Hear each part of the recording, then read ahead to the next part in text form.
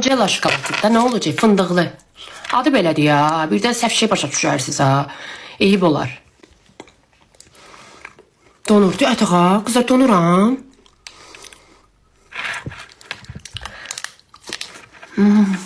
Gözü qaldı şokolatında. Əcəbdim. Bunun tadı başqadır da. Ağız əriydi. Bunu gələndə bir iki dənə dostlarım var. Quran haqqı söz vermişəm. Onlara iminli bundan getireceğim. İminli. Bir iki dənə dostlarım var. Onlara söz vermişəm bundan. Çox istəyiblər. Əslində qəndən yeyirlər çayı. Qəndən. Dedim mən şokolata pis baxıram da. Yəni şokolatla aram yoxdur. Dedim bundan getirim. Yiy bir dəfə adını bil. Ondan sonra sadəcə mənə deyəcəksən Arzu mənə bundan getir. Maskedə qara nahə üçün. Qara nahə üçün. Qara hara nahə üçün. Başa düşmədim.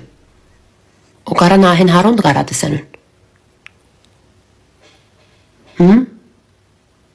Qara olan haradır? Xanım.